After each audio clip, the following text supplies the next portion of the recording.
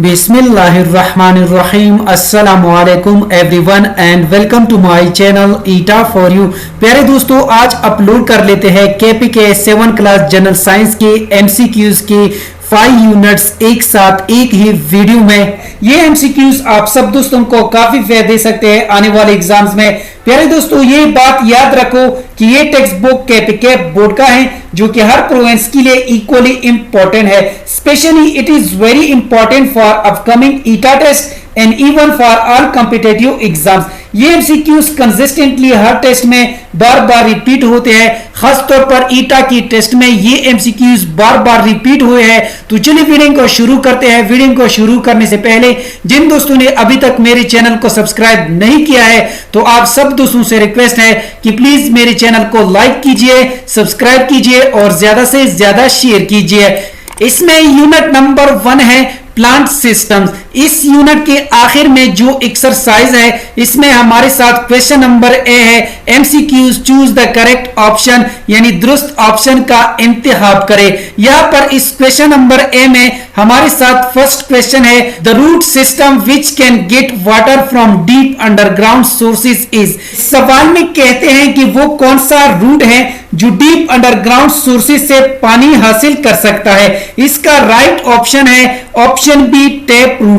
और इसके साथ आप सब दोस्तों ने ये भी याद रखना है कि there are 2 main types of roots. Number first tap roots, number second fibrous roots. Next question कर लेते हैं question number 2 which of the following is not an organ of plant. इस सवाल में कहते हैं कि मंदरजा झील में से कौन सा प्लांट का उज़्व यानी ऑर्गन नहीं है। इसका राइट ऑप्शन है ऑप्शन ए एपिडर्मिस, यानी ये प्लांट का ऑर्गन नहीं है।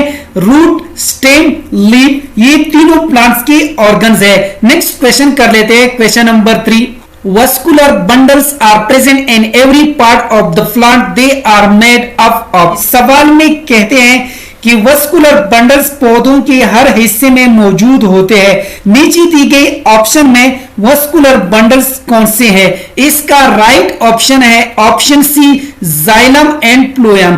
और इसके साथ आप सब दोस्तों ने ये भी याद रखना है जाइलम पानी और मदनियात को जड़ों से पत्तों तक ले जाता है और ये वस्कुलर बंडल्स के दरमियान में पाया जाता है और फ्लोएम पत्तों से तैयार करदा खुराक को पौधों के मुख्तलिफ हिस्सों तक ले जाता है।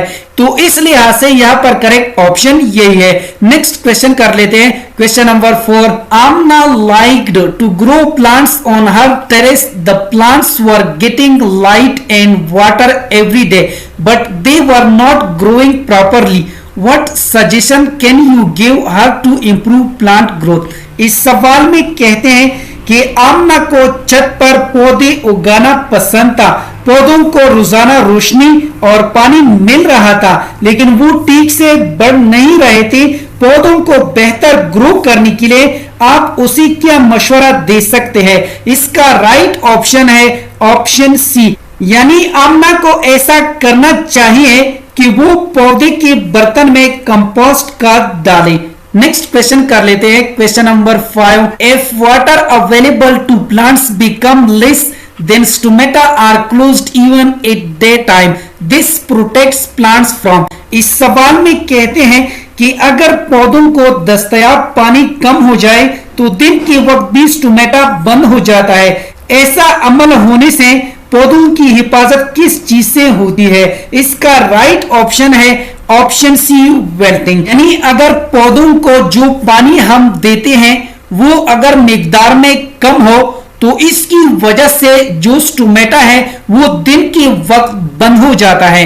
तो ये बंद इसलिए हो जाता है क्योंकि ये अमल जो है पौधों को वेल्टिंग से बचाता है।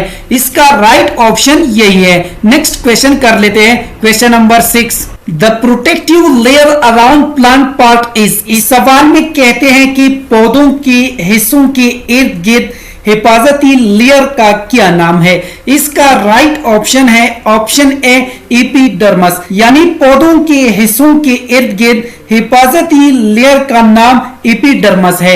नेक्स्ट क्वेश्चन कर लेते हैं, question number 7। If the concentration of carbon dioxide increases in the air during day time the process of. इस सवाल में कहते हैं अगर दिन के वक्त हवा में कार्बन डाइऑक्साइड की मिकदार ज्यादा हो जाए तो इस अमल से क्या होगा? इसका राइट ऑप्शन है option C photosynthesis will increase, यानी अगर दिन के वक्त हवा में कार्बन डाइऑक्साइड की मिकदार ज्यादा हो जाए तो इस अमल से ज़्यादा तालीब यानी फोटोसिंथेसिस में इजाफा होगा। नेक्स्ट क्वेश्चन कर लेते हैं, question number 8। Plants perform respiration all the time. The purpose of respiration in plants is to release energy.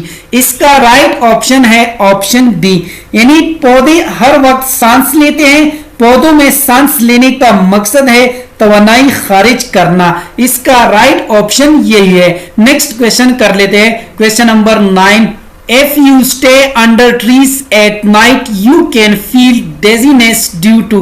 इस सवाल में कहते हैं अगर आप रात को दरख्तों की नीचे रहे तो आपको चक्कर आने की वजह से क्या महसूस हो सकता है? इसका राइट ऑप्शन है option B low level of oxygen and high level of carbon dioxide, यानी अगर आप रात को दरख्तों की नीचे रहे तो आपको चक्कर आने की वजह से आपको ये महसूस हो सकता है कि ऑक्सीजन का लेवल कम है और कार्बन डाइऑक्साइड का लेवल ज्यादा है, क्योंकि रात के वक्त प्लांट्स कार्बन डाइऑक्साइड को खारिज करते हैं। नेक्स्ट क्वेश्चन कर लेते हैं, question number 10। Which of the following is the correct word equation for respiration. इस सवाल में कहते हैं कि मंदरजा ज़िल में कौन सा लफ्ज सांस के लिए दुरुस्त लफ्जी मसवात यानी इक्वेशन है?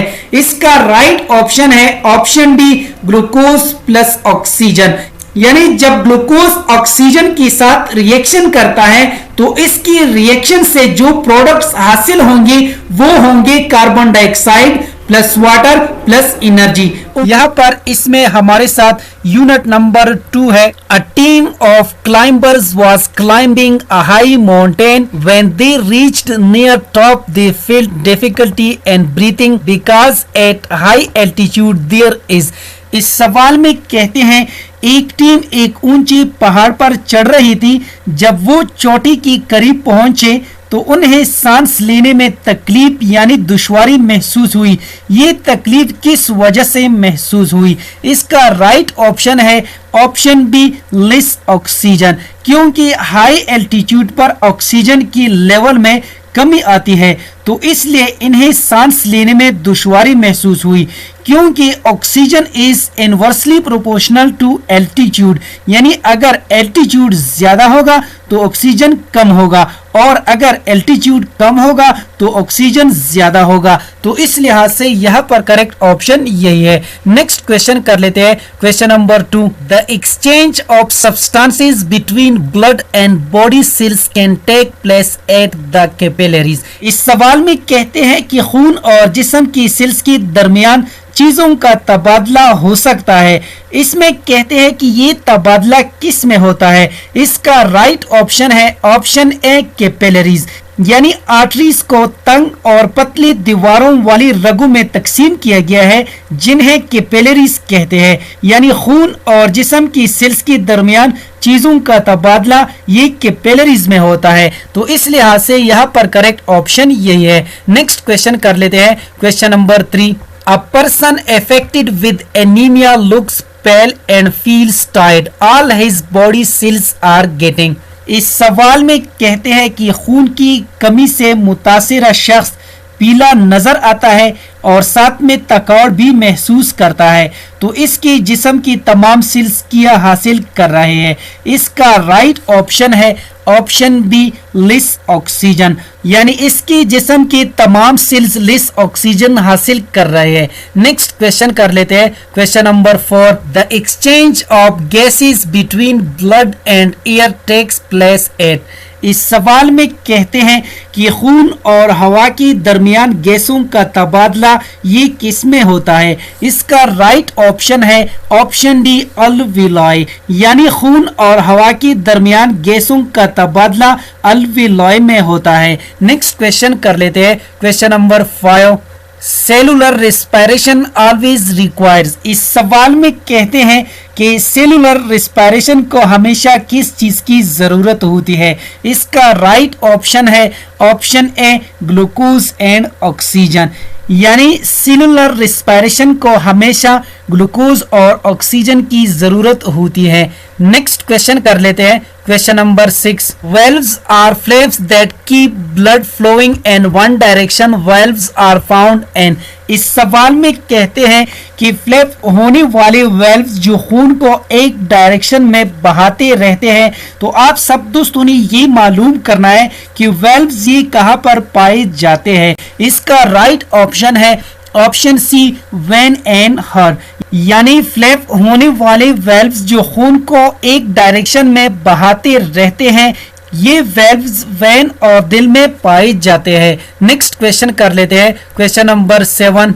Oxygenated blood is found in 2 chambers of heart including. इस सवाल में कहते हैं कि ऑक्सीजनेटेड ब्लड ये दिल की 2 चैम्बर्स में पाया जाता है।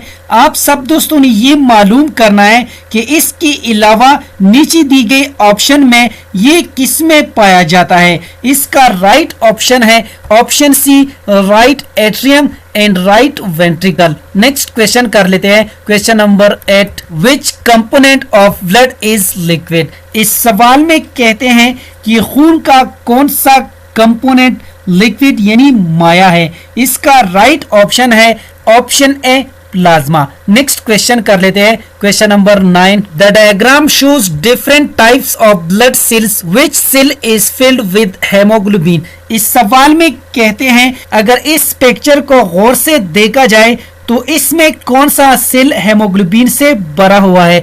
इसका राइट ऑप्शन है ऑप्शन बी, यानी इसमें अगर बी को देखा जाए तो ये हिस्सा हेमोग्लोबिन से भरा हुआ है। नेक्स्ट क्वेश्चन कर लेते हैं, question number 10। The diagram shows blood flow through a human heart, which chamber pumps the blood to lungs। प्यारे दोस्तों, इस पिक्चर की जरिए आप सब दोस्तों ने ये मालूम करना है कि कौन सा चैम्बर यानी खून को फेफड़ों में पंप करता है। इसका राइट ऑप्शन है ऑप्शन सी, यानी पल्मोनरी आर्टरी जो है ये गंदा खून को फेफड़ों में पंप करता है, जबकि पल्मोनरी वेन जो साफ खून को फेफड़ों से लेकर दिल तक पहुंचाती है। इसमें यूनिट नंबर 3 है इम्यूनिटी एंड डिजीजेस। यहाँ पर इस क्वेश्चन नंबर ए में हमारे साथ फर्स्ट क्वेश्चन है, when the skin is damaged bacteria enter in our body, which line of defence is crossed by these bacteria.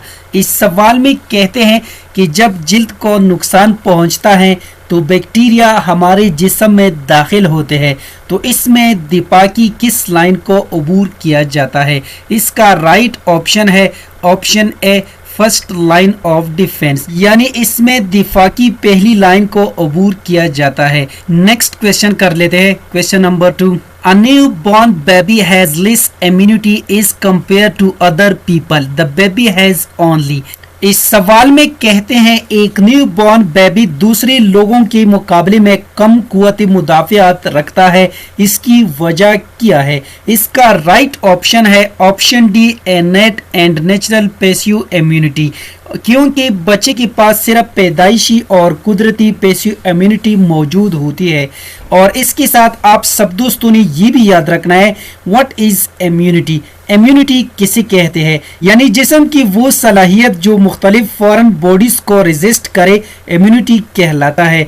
Foreign bodies या pathogenic agents की मिसालें हैं बैक्टीरिया, वायरस वगैरह। और इम्यूनिटी की मेनली 2 अकसाम होते हैं, first innate immunity second acquired immunity.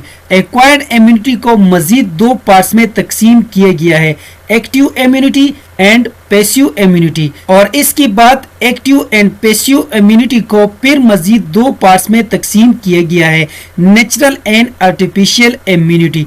तो इस लिहाज से यहाँ पर करेक्ट ऑप्शन यही है। नेक्स्ट क्वेश्चन कर लेते हैं, question number 3। The army of your body has special bullets which can identify the enemy and kill it. These bullets are small proteins called।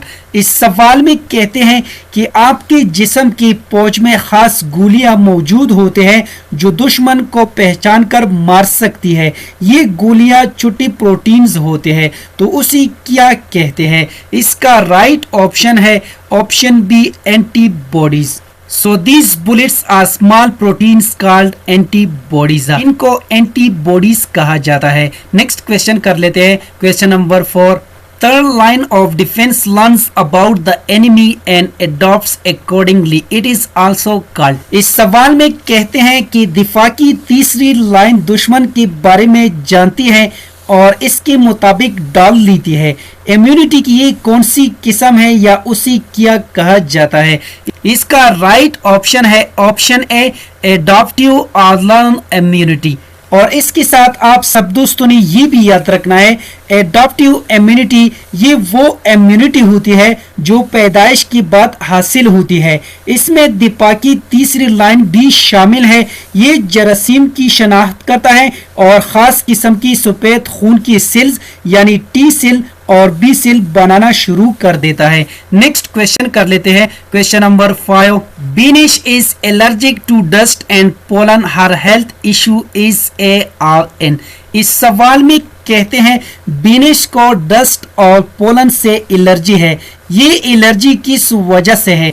इसका राइट ऑप्शन है option A, infectious disease. Next question कर लेते हैं, rabies is a very serious threat to health and life of a person. If a rabies infected dog bites a person, the only way to save him is by providing. इस सवाल में कहते हैं rabies एक शख्स की सेहत और जिंदगी के लिए बहुत संगीन खतरा है। अगर रेबीज से मुतासिरा कुत्ता किसी शख्स को काट ले तो उसे बचाने का वाहिद फराहम करदा तरीका कौन सा है? इसका राइट ऑप्शन है option C, artificial passive acquired immunity. Next question कर लेते हैं, question number 7। Maximum number of additional defence layers is required for. इस सवाल में कहते हैं कि ज्यादा से ज्यादा इजाफी डिफेंस लेयर की जरूरत किसको है? इसका राइट ऑप्शन है ऑप्शन ए, मेडिकल स्टाफ। यानी ज्यादा से ज्यादा इजाफी डिफेंस लेयर की जरूरत मेडिकल स्टाफ को होती है। नेक्स्ट क्वेश्चन कर लेते हैं, question number 8। Typhoid and polio spread by fecal oral route. We want to prevent such disease in our area. We should। इस सवाल में कहते हैं कि टाइफाइड और पोलियो मुंह के रास्ते से फैलता है। अगर हम अपने इलाके में ऐसी बीमारियों से बचना चाहते हैं तो हमें इसके रोकथाम के लिए क्या करना चाहिए? इसका राइट ऑप्शन है option D, improve sanitation and hygiene condition. Next question कर लेते हैं, question number 9। Respiratory system related diseases mostly spread through. इस सवाल में कहते हैं कि निज़ामे तनफ्फुस से मुतल्लिका बीमारियां ज्यादातर किससे फैलती है? इसका राइट ऑप्शन है option D, droplets in air. Next question कर लेते हैं, question number 10। Which of these can provide you with long term immunity against infectious diseases. इस सवाल में कहते हैं कि इनमें से कौन सा आपको इन्फेक्शियस डिजीजेस के खिलाफ तफसीली मुद्दती कुव्वत मुदाफ़ियत फराहम कर सकता है? इसका राइट ऑप्शन है ऑप्शन सी, वैक्सीन। में यूनिट नंबर 4 है फिजिकल एंड केमिकल चेंजेस। यहाँ पर इस क्वेश्चन नंबर ए में हमारे साथ फर्स्ट क्वेश्चन है, विच of the following is an example of physical change. इस सवाल में कहते हैं कि मंदरजा झील में से कौन सी तब्दीली तिब्बी तब्दीली यानी फिजिकल चेंज की मिसाल है। इसका राइट ऑप्शन है ऑप्शन बी चॉपिंग वुड यानी लकड़ियाँ काटना। और इसके साथ आप सब दोस्तों ने ये भी याद रखना है कि व्हाट इज फिजिकल चेंज यानी फिजिकल चेंज किसे कहते हैं।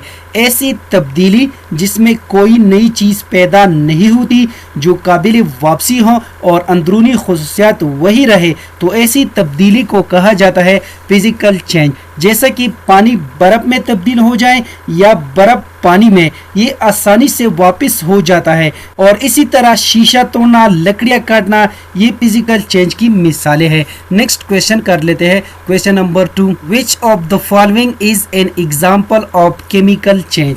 इस सवाल में कहते हैं कि मंदरजा झील में से कौन सी कीमियाई तब्दीली की मिसाल है। इसका राइट ऑप्शन है ऑप्शन सी फोटोसिंथेसिस यानी ज़ियाई तालीब। और इसके साथ आप सब दोस्तों ने ये भी याद रखना है कि कीमियाई तब्दीली कैसे कहते हैं। ऐसी तब्दीली जिसमें एक नई चीज़ पैदा होती है जो नाकाबिल वापसी हो और अंदरूनी खुसूसियात वही ना रहे, मतलब चेंज हो जाए, ऐसी तब्दीली को कहा जाता है कीमियाई तब्दीली। मसलन अंडा पकाना, मोमबत्ती जलाना वगैरह कीमियाई तब्दीली की मिसालें हैं। नेक्स्ट क्वेश्चन कर लेते हैं, question number 3, which change can be easily reversed. इस सवाल में कहते हैं कि कौन सी तब्दीली को आसानी से वापस किया जा सकता है। इसका राइट ऑप्शन है ऑप्शन बी फिजिकल चेंज यानी तिब्बी तब्दीली। क्योंकि जब हम पानी को रेफ्रिजरेटर में रख देते हैं तो पानी बर्फ़ में तब्दील हो जाती है, और जब हम बर्फ़ को हरारत फराहम कर देते हैं तो बर्फ़ पानी में तब्दील हो जाता है, मतलब बर्फ़ को पानी में आसानी से वापस किया जा सकता है। यहाँ पर फिजिकल चेंज में सिर्फ यानी जो मैटर की हालत होती है वो तब्दील हो जाती है, बल्कि उसे कोई नई चीज़ हासिल नहीं होती है। तो इस लिहाज से फिजिकल चेंज को हम आसानी के साथ वापस कर सकते हैं। नेक्स्ट क्वेश्चन कर लेते हैं, question number 4, when a new substance is formed with properties different from the ones it was formed। इस सवाल में कहते हैं कि वो कौन सी तब्दीली है जिसमें एक नई चीज़ हासिल होती है और उस नई चीज़ की खुसूसियात मुकम्मल तौर पर पुराने मादे से मुख्तलिफ होती है। इसका राइट ऑप्शन है ऑप्शन ए केमिकल चेंज यानी कीमियाई तब्दीली, यानी ऐसी तब्दीली का नाम है कीमियाई तब्दीली। नेक्स्ट क्वेश्चन कर लेते हैं, question number 5, if the chemical properties of a substance remain unchanged and only the state changes, it is called। इस सवाल में कहते हैं अगर किसी मादे की कीमियाई खुसूसियात में कोई तब्दीली ना हो और सिर्फ हालत बदल जाए तो ऐसी तब्दीली को क्या कहा जाता है। इसका राइट ऑप्शन है option B physical change. Next question कर लेते हैं, question number 6, which of the following is an example of a physical change. इस सवाल में कहते हैं कि मंदरजा झील में से कौन सी फिजिकल चेंज की मिसाल है। इसका राइट ऑप्शन है option C boiling of water. Next question कर लेते हैं, question number 7, What best describe a physical change। इस सवाल में कहते हैं कि नीचे दी गई ऑप्शंस में कौन सा ऑप्शन तिब्बी तब्दीली की बेहतरीन वजाहत करता है। इसका राइट ऑप्शन है option B composition stays the same, यानी तिब्बी तब्दीली में कोई नई चीज़ पैदा नहीं होती और इसकी अंदरूनी खुसूसियात हमेशा सेम रहती है। नेक्स्ट क्वेश्चन कर लेते हैं, question number 8, which of the following is an example of a chemical change. इस सवाल में कहते हैं कि मंदरजा झील में से कौन सी कीमियाई तब्दीली की मिसाल है। इसका राइट ऑप्शन है option C bread is baked. Next question कर लेते हैं, question number 9, rusting can be prevented by. इस सवाल में कहते हैं कि जंग लगना ये किसकी जरिए से बचा जा सकता है। इसका राइट ऑप्शन है ऑप्शन बी पेंटिंग।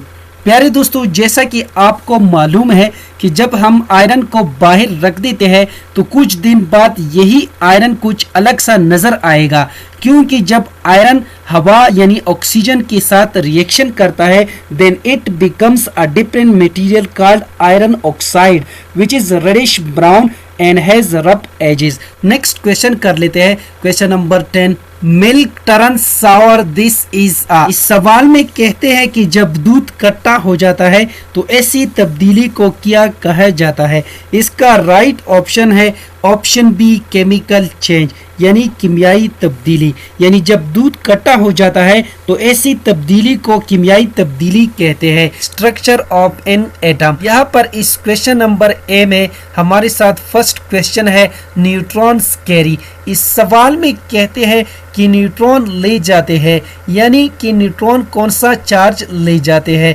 इसका राइट ऑप्शन है option A no electric charge, यानी न्यूट्रॉन कोई बरकी चार्ज नहीं ले जाते हैं. और इसके साथ आप सब दोस्तों ने ये भी याद रखना है कि न्यूट्रॉन एटम का बुनियादी ज़रा है. न्यूट्रॉन हमेशा एटम की न्यूक्लियस में ही होता है. न्यूट्रॉन पर कोई चार्ज नहीं होता, यानी ये न्यूट्रल होता है. नेक्स्ट क्वेश्चन कर लेते हैं, question number 2. The smallest particle of an element is. इस सवाल में कहते हैं कि एलिमेंट का सबसे छोटा जर्रा क्या कहलाता है. इसका राइट ऑप्शन है ऑप्शन बी एटम, यानी एलिमेंट का सबसे छोटा जर्रा एटम कहलाता है. नेक्स्ट क्वेश्चन कर लेते हैं, question number 3. Carbon has a mass number of 12. It has protons and neutrons. इस सवाल में कहते हैं कि कार्बन की कीमियत 12 है. आप सब दोस्तों ने इस सवाल में ये मालूम करना है कि कार्बन की एटम में कितने प्रोटॉन्स और न्यूट्रॉन्स होते हैं. इसका राइट ऑप्शन है ऑप्शन ए. और इसके साथ आप सब दोस्तों ने ये भी याद रखना है कि किसी एटम में प्रोटॉनों और न्यूट्रॉनों की मजमूई को मास नंबर यानी कीमियाती नंबर कहते हैं. मास नंबर को ऐसे जाहिर किया जाता है. नेक्स्ट क्वेश्चन कर लेते हैं, question number 4. The nucleus of an atom contains protons and neutrons. इसका राइट ऑप्शन है ऑप्शन डी, यानी किसी एटम की सेंटर को न्यूक्लियस कहते हैं. इसमें प्रोटॉन और न्यूट्रॉन्स होते हैं. नेक्स्ट क्वेश्चन कर लेते हैं, क्वेश्चन नंबर 5. Protons carry. इस सवाल में कहते हैं कि प्रोटॉन पर कौन सा चार्ज होता है, यानी प्रोटॉन्स कौन सा चार्ज रखते हैं. इसका राइट ऑप्शन है ऑप्शन ए पॉजिटिव चार्ज, यानी प्रोटॉन एटम का एक बुनियादी जरा है जो हमेशा एटम की न्यूक्लियस में होता है. प्रोटॉन पर मुस्बत चार्ज होता है, यानी protons carry positive charge. Next question कर लेते हैं, question number 6. The atomic number of an element tells the number of protons only. इसका राइट ऑप्शन है ऑप्शन बी. किसी एटम में इलेक्ट्रॉनों या प्रोटॉनों की तादाद को एटॉमिक नंबर कहते हैं. एटॉमिक नंबर को Z से जाहिर किया जाता है और हर एटम को उसके एटॉमिक नंबर से पहचाना जाता है. नेक्स्ट क्वेश्चन कर लेते हैं, question number 7. If the atomic mass of nitrogen is 14 and it has 7 neutrons, how many electron does a nitrogen atom have. इस सवाल में कहते हैं अगर नाइट्रोजन का एटमी कीमियत 14 है और इसमें 7 न्यूट्रॉन्स हैं, तो आप सब दोस्तों ने इस सवाल में ये मालूम करना है कि नाइट्रोजन के एटम में कितने इलेक्ट्रॉन्स होते हैं. इसका राइट ऑप्शन है ऑप्शन डी 7. और इसके साथ आप सब दोस्तों ने ये भी याद रखना है, यानी एक एटम इलेक्ट्रिकली न्यूट्रल होता है क्योंकि इसमें प्रोटॉनों और इलेक्ट्रॉनों की तादाद हमेशा बराबर होती है. किसी एटम में मौजूद प्रोटॉन या इलेक्ट्रॉन की तादाद को एटॉमिक नंबर कहते हैं. नेक्स्ट क्वेश्चन कर लेते हैं, question number 8. Mass number of an atom is represented by. इस सवाल में कहते हैं किसी एटम की कीमियाती नंबर को किस सिंबल से जाहिर किया जाता है. इसका राइट ऑप्शन है ऑप्शन ए. और इसके साथ आप सब दोस्तों ने ये भी याद रखना है कि किसी एटम में प्रोटॉनों और न्यूट्रॉनों की मजमूई को मास नंबर यानी कीमियाती नंबर कहते हैं. मास नंबर को कैपिटल लेटर ऐसे जाहिर किया जाता है. नेक्स्ट क्वेश्चन कर लेते हैं, question number 9. Nitrogen is an element with symbol N and the atomic number is 7. Its electronic configuration is represented as. इस सवाल में कहते हैं कि नाइट्रोजन एक एलिमेंट है जिसका एटमी नंबर 7 है और इसको N से जाहिर किया जाता है। So its electronic configuration is represented as 2,5। इसका राइट ऑप्शन है ऑप्शन ए। नेक्स्ट क्वेश्चन कर लेते हैं, question number 10। What is the sequence of the elements in the periodic table? Lithium, beryllium, helium, nitrogen. इस सवाल में कहते हैं कि नीचे दी गई ऑप्शंस में कुछ एलिमेंट्स पीरियोडिक टेबल से उठाए गए हैं, तो इन एलिमेंट्स की तरतीब क्या है? इसका राइट ऑप्शन है ऑप्शन ए। प्यारे दोस्तों, अगर पीरियोडिक टेबल को गौर से देखा जाए, जैसे कि आप सब दोस्तों को स्क्रीन पे नजर आ रहा है, तो यहाँ पर आप सब दोस्त देख सकते हैं कि इस पीरियोडिक टेबल में हमारे साथ पहला एलिमेंट कौन सा है, यानी इन एलिमेंट्स की तरतीब किस तरह है। तो यहाँ पर अगर देखा जाए तो यहाँ पर इस पीरियोडिक टेबल में हमारे साथ पहला एलिमेंट जो है वो हीलियम, दूसरा लिथियम, तीसरा बेरिलियम, चौथा नाइट्रोजन। तो इस लिहाज से यहाँ पर करेक्ट ऑप्शन यही है। उम्मीद करता हूँ कि आज की वीडियो आप सब दोस्तों को पसंद आई होगी। जिन दोस्तों को वीडियो पसंद आई हो, समझ गए हो, तो प्लीज चैनल को भी सब्सक्राइब करें, वीडियो को लाइक और शेयर लाजमी किया करें। शुक्रिया, अल्लाह हाफिज।